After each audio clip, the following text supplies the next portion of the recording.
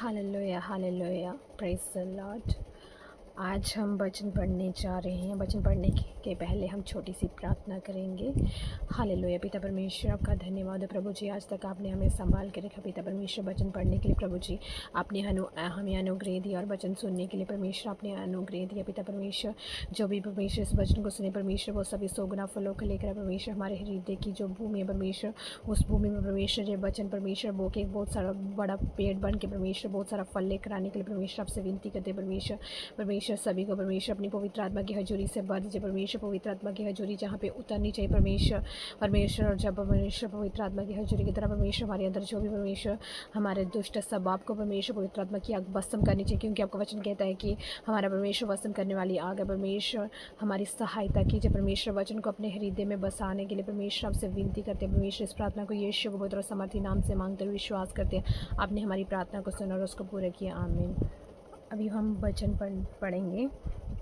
तो वचन में क्या लिखा है, जैसे कि हम लूका की किताब से 8 चैप्टर का 11 वर्स से स्टार्ट करेंगे। दृष्टांत का अर्थ यह है, बीज परमेश्वर का वचन है।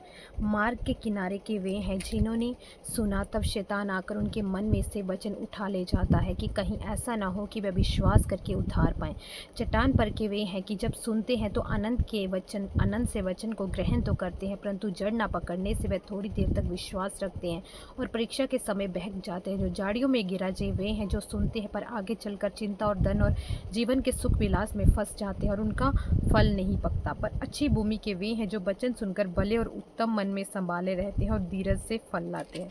तो यहाँ पे वचन में क्या लिखा हुआ है कि जो दृष्टांत प्रभु यीशु मसीह ने अपने चेलों को बताया, प्रभु यीशु मसीह की जो शिक्षाओं में प्रभु यीशु मसीह, इस प्रकार हमने वचन में देखा कि बीज परमेश्वर का वचन है।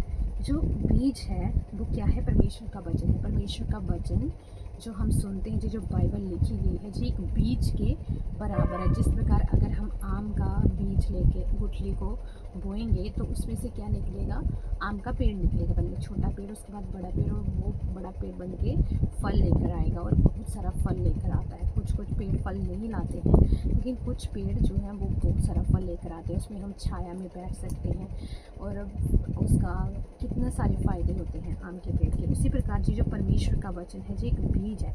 जो परमेश्वर का वचन हमारे हृदय में जाता है वो एक बीज के समान जाता है, और जब उस वचन पे हम मनन करते रहते हैं, उस वचन पे हम विश्वास करते हैं, तो वो भी एक उसका अंकुर निकलता है पहले, फिर थोड़ा सा बड़ा पौधा बनता है, फिर उसके बाद पेड़ बनता है, और फिर उसके बाद वो फल लेकर आता है। उसी प्रकार इस वचन के बारे में क्या बताया गया है कि मार्ग के किनारे के जो मार्ग के किनारा मार्ग होता है, जैसे रास्ता होता है, उसके किनारे जो पेड़ लगा हुआ है, उसके किनारे जो पेड़ है वो किसके समान है कि जो शैतान होता है, जो इवलिस है, वो आकर हमारे मन में जो वचन बोया गया था उसको उठा के ले जाता है। क्योंकि मार्ग के किनारे थोड़ी सी जगह होती है, ज़्यादा जगह नहीं होती, वहाँ पे पेड़ इतना बड़ा नहीं बन सकता। कुछ पेड़ बन जाते हैं, लेकिन ज़्यादातर बड़े पेड़ नहीं बन पाते, वो फल लेकर नहीं आ सकते, क्योंकि उनका जो फल है वो वेस्ट हो जाएगा। वहाँ पे गाड़ियाँ, सड़क कितना वो होता है। उसी प्रकार जो शैतान होता है वो हमारे मन से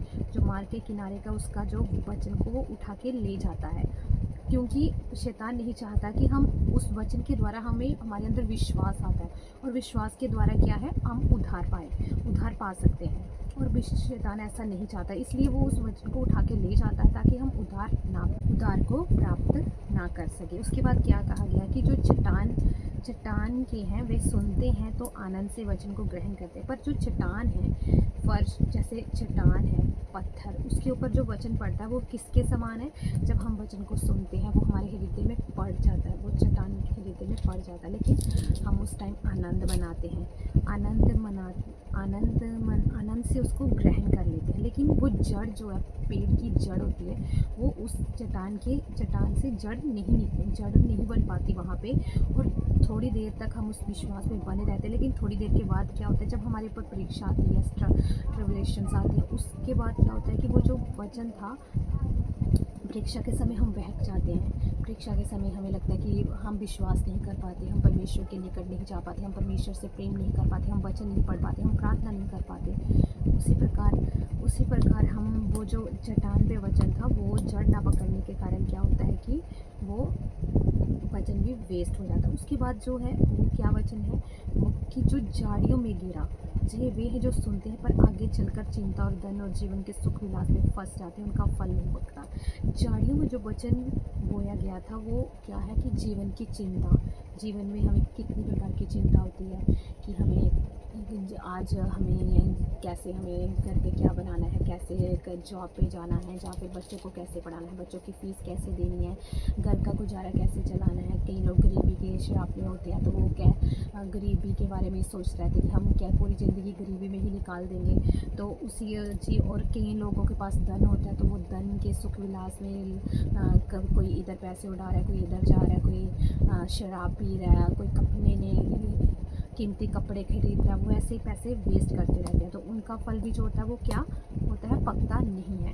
उसी प्रकार हम उसके बाद क्या लिखा हुआ है वचन में, पर अच्छी भूमि के वे हैं जो वचन सुनकर भले और उत्तम मन में संभाले रहते हैं और धीरज से फल लाते हैं। हाँ, जो अच्छी भूमि जिनका हृदय तैयार था वचन सुनने की, जिन्होंने प्रार्थना में समय बिताया, परमेश्वर से बात की, उन्होंने आराधना की, तो उनकी जो हृदय की जो भूमि थी वो तैयार थी और उन्होंने उस वचन को सुना और अपने उत्तम मन में संभाल के रखा।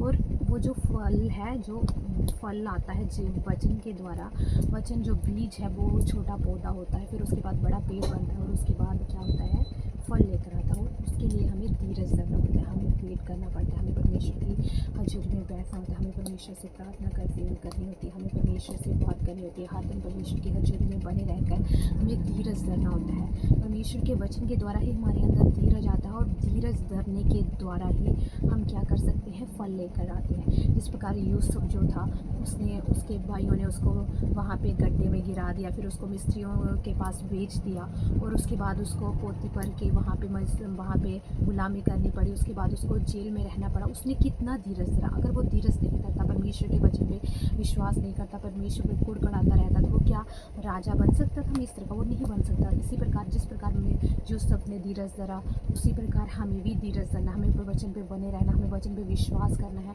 और वचन जब हमारे अंदर परमेश्वर हमें तालेगा, परमेश्वर हमें चेक कर लेगा कि हाँ जी मेरे वचन में बना हुआ है, मेरे ऊपर विश्वास रखता है, मुझसे प्यार करता है, इतनी परीक्षा इतने स्ट्रगल है लेकिन ये फिर भी नहीं गिरा और ये वचन में बना रहा, इसके अंदर धीरज है। और जब वो धीरज परमेश्वर चेक करेगा, परमेश्वर देख लेगा कि हमारे अंदर धीरज है, हम तो धीरज भी एक परमेश्वर के पवित्र आत्मा का फल है। उसी प्रकार हमें धीरज भी बने रहना है और हमारा फल पकेगा और हम परमेश्वर के वायदों को पूरा प्राप्त कर